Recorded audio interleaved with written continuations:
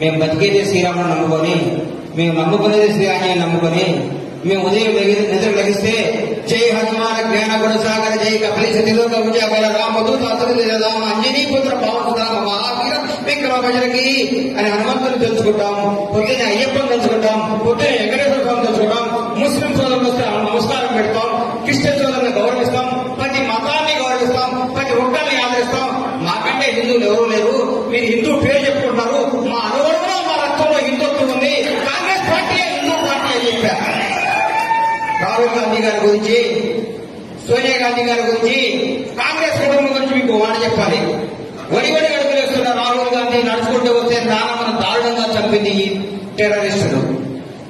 బాధల్లో కట్టుకొని బయటకు వచ్చి కాలేజీ పోతుంటే అమ్మ ఫోన్ చేసి నాన్నని సిపిఎం ముద్దూరులో ముక్కలు ముక్కలు చంపారని చెప్పింది. అన్ని కష్టాలు కట్టుకుని నిలబడ్డాడు రాహుల్ గాంధీ.